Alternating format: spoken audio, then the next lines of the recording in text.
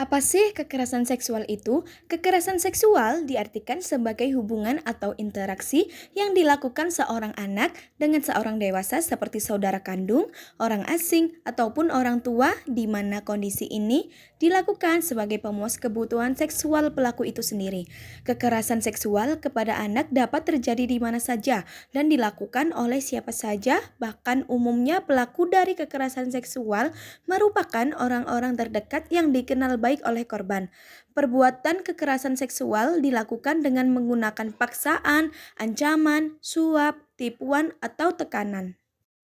Hal yang menimbulkan kekerasan seksual pada anak itu apa saja? Kekerasan seksual dapat menimbulkan berbagai dampak negatif terhadap korban, baik secara fisiologis, emosional, maupun psikologis. Dampak kekerasan seksual secara fisik dan kesehatan mungkin tidak memiliki dampak yang terlalu besar yang dirasakan dan dipermasalahkan oleh anak.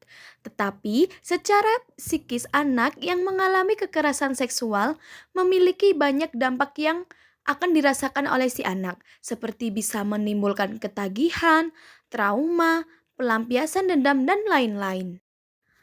Apakah juga ada dampak psikologisnya? Tentunya ada. Dampak psikologis yang terjadi terhadap anak yang mengalami kekerasan seksual menurut WHO akan berdampak pada kesehatan mental anak yang menjadi korban. Karena umumnya pelaku kekerasan seksual dan korban hidup di satu lingkungan yang sama, sehingga anak akan cenderung mengalami depresi, fobia, dan mengalami kecurigaan pada orang lain dalam waktu yang lama.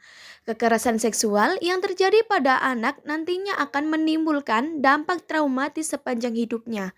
Ketika waktu anak mengalami kekerasan seksual tersebut, anak tidak menyadari bahwa dia anak korban dari kekerasan seksual.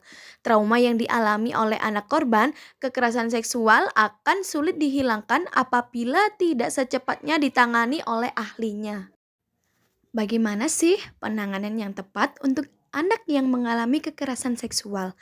Penanganan yang tepat untuk anak yang mengalami kekerasan seksual yaitu dengan cara membangun sinergi antara keluarga, masyarakat, dan negara.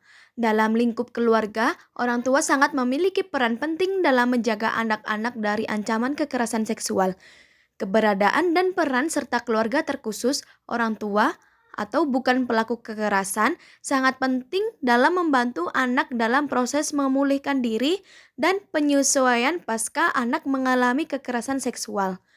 Peran keluarga juga diperlukan dalam memberikan dukungan sosial yang terdiri dari dukungan emosional, ikatan emosional, komunikasi, dan sikap positif dari keluarga terhadap anak yang mengalami kekerasan seksual.